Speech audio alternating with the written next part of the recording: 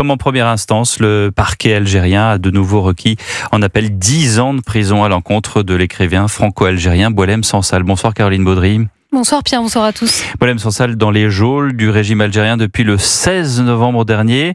Il a tenté aujourd'hui de se défendre lors de l'audience devant la cour d'appel d'Alger. Oui, l'écrivain serait apparu en bonne forme mais sans son avocat français.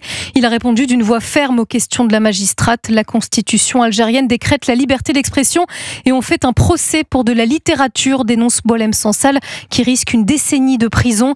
Noëlle Lenoir, présidente de son comité de soutien, était invitée sur Europe aujourd'hui. 10 ans, ce qui veut dire en réalité, pour un monsieur qui a 80 ans, qui est affaibli par un cancer dont il est atteint, la peine de mort en prison. Les charges qui sont montées contre lui sont totalement fantaisistes et nient absolument tous les principes juridiques dont se réclame l'Algérie.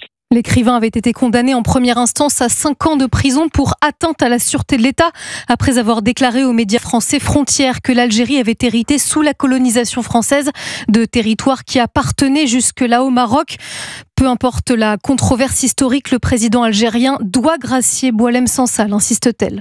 Il sera certainement condamné, on ne sait pas à combien. Donc ce que l'on souhaite effectivement, c'est que le président algérien se rende compte qu'en réalité, il faut se débarrasser de ce cas et que ça ne glorifie pas le pays et que ça le met en difficulté.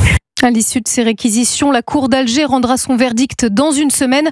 Emmanuel Macron avait imploré son homologue algérien de faire un geste d'humanité, une demande restée lettre morte. Merci de ces précisions Caroline Baudry.